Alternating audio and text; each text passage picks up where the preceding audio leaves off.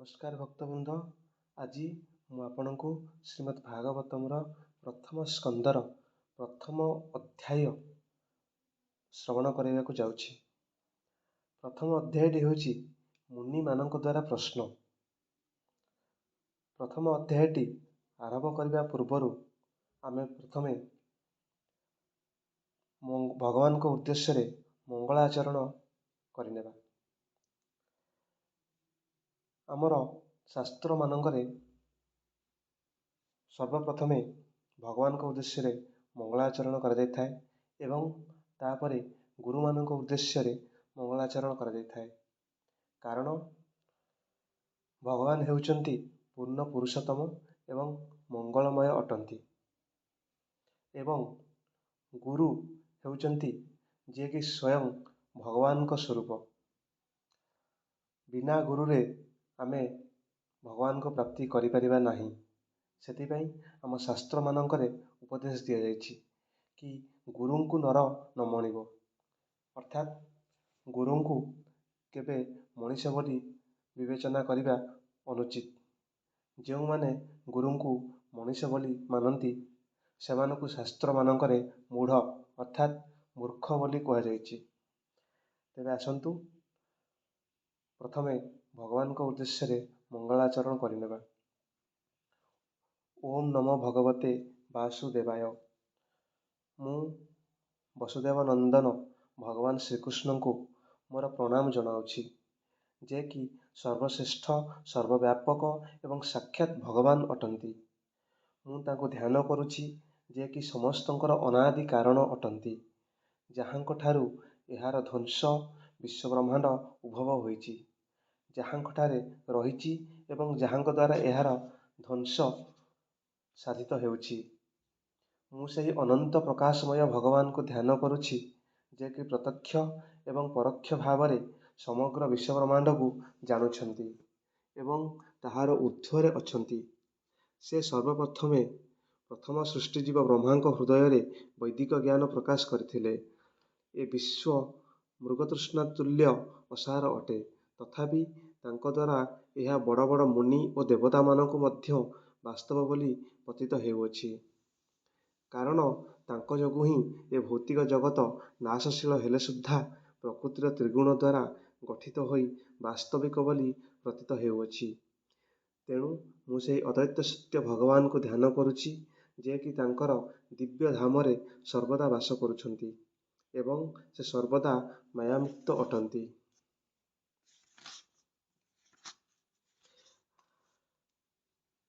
ଧର୍ମାଦି ଚାରି ପୁରୁଷାର୍ଥ ସହିତ ସମ୍ବନ୍ଧିତ ସମସ୍ତ ପ୍ରାକୃତିକ କାର୍ଯ୍ୟକଳାପକୁ ସମ୍ପୂର୍ଣ୍ଣ ରୂପେ ଅସ୍ୱୀକାର କରି ଏ ଭାଗବତ ମହାପୁରାଣ ପରମ ସତ୍ୟର ପ୍ରତିପାଦନ କରୁଅଛି, ଯାହାକୁ କେବଳ ସେହି ଭକ୍ତମାନେ ବୁଝିପାରିବେ ଯେଉଁମାନଙ୍କ ହୃଦୟ ବିଶୁଦ୍ଧ ବା ପବିତ୍ର ଅଟେ। ସମଗ୍ର ଜନସମାଜର କଲ୍ୟାଣାର୍ଥେ ପରମ ସତ୍ୟକୁ ଅଭ୍ରାନ୍ତ ଭାବରେ ସ୍ପଷ୍ଟ ରୂପେ ବର୍ଣ୍ଣନା କରାଯାଇଛି। ଏ ସତ୍ୟ ଆଧ୍ୟାତ୍ମିକ, ଆଧିଦୈବିକ ଏବଂ ଭୌତିକ ଏ ତ୍ରିତାପକୁ ସମୂଳେ ନଷ୍ଟ କରି ଦେଉଅଛି। ମହାନ ଋଷି ଶ୍ରୀଳ ବ୍ୟାସଦେବ ଏ ସୁନ୍ଦର ଭାଗବତର ସଂକଳ୍ପନା କରିଛନ୍ତି। ଏହା ଭଗବତ୍ ପ୍ରାପ୍ତି ନିମିତ୍ତ ସ୍ୱୟଂ ସମ୍ପୂର୍ଣ୍ଣ ଅଟେ। ବ୍ୟକ୍ତି ବିନମ୍ର ଭାବରେ ଓ ମନୋଯୋଗ ସହକାରେ ଭାଗବତ ଶ୍ରବଣ କଲେ ସେ ସଙ୍ଗେ ସଙ୍ଗେ ଭଗବାନଙ୍କ ପ୍ରତି ଆସକ୍ତି ହୋଇଯାଏ। ହେ ବିବେକପୂର୍ଣ୍ଣ ମାନବଗଣ, ଜାଣି ରଖ, ଶ୍ରୀମଦ୍ ଭାଗବତମ୍ ବୈଦିକ ସାହିତ୍ୟ ରୂପୀ ବୃକ୍ଷର ଏକ ପରିପକ୍ୱ ଫଳ। ଏହା ଶ୍ରୀଳ ଶୁକଦେବ ଗୋସ୍ୱାମୀଙ୍କ ମୁଖରୁ ନିଃସୃତ। ଅତଏବ ଏ ଅମୃତମୟ ଫଳ ମୁକ୍ତ ପୁରୁଷମାନଙ୍କ ଦ୍ୱାରା ଆସ୍ୱାଦିତ ହୋଇଥାଏ। ଏବେ ଆସନ୍ତୁ ମୁନିମାନଙ୍କ ଦ୍ୱାରା ପ୍ରଶ୍ନ କରାଯାଇଥିବା ପ୍ରଶ୍ନଗୁଡ଼ିକ କ'ଣ ମୁଁ ବର୍ଣ୍ଣନା କରିବି। ପ୍ରଥମେ ମୁନିମାନେ ଗୁରୁଦେବଙ୍କ ଉଦ୍ଦେଶ୍ୟରେ ମଙ୍ଗଳାଚରଣ କରିଛନ୍ତି। ଯେତେବେଳେ ମହାରାଜ ପରୀକ୍ଷିତ ବୈକୁଣ୍ଠକୁ ଗମନ କରିବା ପରେ କଳିଯୁଗ ତାର ପ୍ରଭାବ ଚାରିଆଡ଼େ ବିସ୍ତାର କରିଥିଲା। କଳିଯୁଗର ଆଗମନ ଦେଖି ଥରେ ନୈମିଷାରଣ୍ୟ ନାମକ ଏକ ପବିତ୍ର ସ୍ଥଳରେ ଭଗବାନ ଏବଂ ତାଙ୍କର ଭକ୍ତମାନଙ୍କର ସନ୍ତୋଷ ବିଧାନ ନିମିତ୍ତ ଶୌନକଙ୍କ ନେତୃତ୍ୱରେ ବଡ଼ ବଡ଼ ଋଷିଗଣ 1000 ବର୍ଷ ବ୍ୟାପୀ ଏକ ମହାନ ଯଜ୍ଞର ଆୟୋଜନ କରିଥିଲେ। ଦିନେ ସେ ଋଷିଗଣ ପ୍ରଭାତକାଳୀନ ଯଜ୍ଞକର୍ମ ଶେଷ କଲା ପରେ ମହାନ ଋଷି ଶ୍ରୀଳ ସୂତ ଗୋସ୍ୱାମୀଙ୍କୁ ସମ୍ମାନ ପୂର୍ବକ ଆସନ ପ୍ରଦାନ କଲେ ଏବଂ ନିମ୍ନୋକ୍ତ ବିଷୟ ଜାଣିବା ପାଇଁ ପ୍ରଶ୍ନ କଲେ। ଆସନ୍ତୁ ଋଷିମାନେ କ'ଣ ପ୍ରଶ୍ନ କରିଥିଲେ ଏବେ ଜାଣିବା। ପ୍ରଥମେ ଋଷିମାନେ ଶ୍ରୀଳ ସୂତ ଗୋସ୍ୱାମୀଙ୍କୁ ମଙ୍ଗଳାଚରଣ କରିଥିଲେ। ସେମାନେ ସମ୍ମାନନୀୟ ଜଣାଇ ଶ୍ରୀଳ ସୂତ ଗୋସ୍ୱାମୀଙ୍କୁ ପ୍ରଥମେ ମଙ୍ଗଳାଚରଣ କଲେ। ଆପଣ ସମସ୍ତ ଦୁର୍ଗୁଣରୁ ମୁକ୍ତ ଅଟନ୍ତି। ଆପଣ ସମସ୍ତ ଧର୍ମଗ୍ରନ୍ଥ, ପୁରାଣ ଏବଂ ଇତିହାସରେ ଅତ୍ୟନ୍ତ ପାରଙ୍ଗମ ବିଦ୍ୱାନ ଅଟନ୍ତି। କାରଣ ଆପଣ ଉଚିତ ମାର୍ଗଦର୍ଶନ କରି ସେଗୁଡ଼ିକ ଭଲ ଭାବରେ ଅନୁଶୀଳନ କରିଛନ୍ତି ଏବଂ ଋଷିମାନେ ଅନେକ ବାର ବ୍ୟାଖ୍ୟାନ ମଧ୍ୟ କରିଛନ୍ତି। ହେ ସୂତ ଗୋସ୍ୱାମୀ, ଆପଣ ବୟୋବୃଦ୍ଧ ଏବଂ ଜ୍ଞାନବୃଦ୍ଧ ହେଲେ ସୁଦ୍ଧା ଆପଣ ସ୍ୱୟଂ ଭଗବାନଙ୍କ ଅବତାର ବ୍ୟାସଦେବଙ୍କର ଜ୍ଞାନରେ ପାରଙ୍ଗମ ଅଟନ୍ତି। ପୁନଶ୍ଚ ଆପଣ ମଧ୍ୟ ସମସ୍ତ ପ୍ରକାର ଭୌତିକ ଓ ଆଧ୍ୟାତ୍ମିକ ଜ୍ଞାନ ବିଶାରଦ ଋଷିମାନଙ୍କୁ ଜାଣିଛନ୍ତି। ଆପଣ ଅତ୍ୟନ୍ତ ଶ୍ରଦ୍ଧାଯୁକ୍ତ ଏବଂ ବିନମ୍ର ଅଟନ୍ତି। ତେଣୁ ଆପଣଙ୍କର ଗୁରୁଗଣ ଆପଣଙ୍କ ଉପରେ ଅପାମ କୃପାବୃଷ୍ଟି କରିଛନ୍ତି। ଅତଏବ ଆପଣ ଯାହା ସବୁ ସେମାନଙ୍କଠାରୁ ଅଧ୍ୟୟନ କରିଛନ୍ତି କୃପାପୂର୍ବକ ଆମ୍ଭକୁ କୁହନ୍ତୁ। ଆପଣ ଅନେକ ବର୍ଷ ଧରି ସେମାନଙ୍କ କୃପାପାତ୍ର ହୋଇ ରହିଛନ୍ତି। ଅତଏବ କୃପା କରି ଆମ୍ଭମାନଙ୍କୁ କୁହନ୍ତୁ, ସାଧାରଣ ଲୋକମାନଙ୍କର ପରମ ଲାଭ ଏବଂ ଆତ୍ୟନ୍ତିକ କଲ୍ୟାଣ ନିମିତ୍ତ ଆପଣ କ'ଣ ନିଶ୍ଚୟ କରିଛନ୍ତି। ଏ କଳିଯୁଗର ମନୁଷ୍ୟମାନେ ପ୍ରାୟ ଅଳ୍ପାୟୁଷ ଅଟନ୍ତି। ସେମାନେ କଳହପ୍ରିୟ, ଆଲସ୍ୟପରାୟଣ, ମାର୍ଗଭ୍ରଷ୍ଟ ଏବଂ ହତଭାଗା ଅଟନ୍ତି ଏବଂ ଏତଦ୍ ବ୍ୟତୀତ ସେମାନେ ସର୍ବଦା ଅଶାନ୍ତ ଓ ଉପଦ୍ରବ ଅଟନ୍ତି। ଅନେକ ପ୍ରକାରର ଶାସ୍ତ୍ର ଅଛି ତଥା ସେଗୁଡ଼ିକର ନାନା ପ୍ରକାରର କର୍ତ୍ତବ୍ୟ ନିର୍ଦ୍ଦେଶ ଦିଆଯାଇଛି, ଯାହାକୁ କି ଅନେକ ବର୍ଷ ଧରି ସେସବୁ ଶାସ୍ତ୍ରର ବିଭିନ୍ନ ବିଭାଗ ଅଧ୍ୟୟନ କଲେ ଶିକ୍ଷା କରିହେବ। ତେଣୁ ହେ ଋଷି, କୃପା କରି ସେ ସମସ୍ତ ଧର୍ମଶାସ୍ତ୍ରରେ ଦିଆଯାଇଥିବା ଶିକ୍ଷାର ସାର ବାହାର କରି ସମଗ୍ର ଜୀବଜଗତର ମଙ୍ଗଳ ନିମିତ୍ତ ବର୍ଣ୍ଣନା କରନ୍ତୁ, ଯାହାଫଳରେ ସେମାନଙ୍କ ଆତ୍ମା ସନ୍ତୁଷ୍ଟ ହେବ। ହେ ସୂତ ଗୋସ୍ୱାମୀ, ଆପଣଙ୍କର ମଙ୍ଗଳ ହେଉ। ଆପଣ ଜାଣନ୍ତି କାହିଁକି ପରମ ପୁରୁଷ ଭଗବାନ ଶ୍ରୀକୃଷ୍ଣ ଦେବକୀଙ୍କ ଗର୍ଭରେ ବସୁଦେବଙ୍କ ପୁତ୍ର ରୂପେ ଅବତୀର୍ଣ୍ଣ ହେଲେ।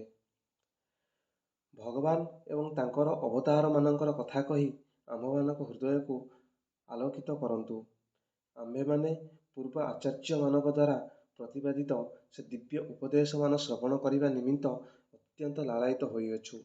କାରଣ ସେସବୁର ଉଭୟ କଥନ ଓ ଶ୍ରବଣରେ ବ୍ୟକ୍ତିର ଉନ୍ନତି ହୁଏ। ଜନ୍ମ ମୃତ୍ୟୁ ଚକ୍ରରେ ଘୂରୁଥିବା ଜୀବ ଭଗବାନ ଶ୍ରୀକୃଷ୍ଣଙ୍କର ପବିତ୍ର ନାମକୁ ଅଜ୍ଞାତ ସାରରେ ଉଚ୍ଚାରଣ କଲେ ସୁଦ୍ଧା ତତ୍କ୍ଷଣାତ୍ ଜନ୍ମ ମୃତ୍ୟୁ ଚକ୍ରରୁ ମୁକ୍ତ ହୋଇପାରେ। କାରଣ ତାଙ୍କ ନାମରେ ସାକ୍ଷାତ ଭୟ ମଧ୍ୟ ଭୟଭୀତ ହୋଇଯାଏ।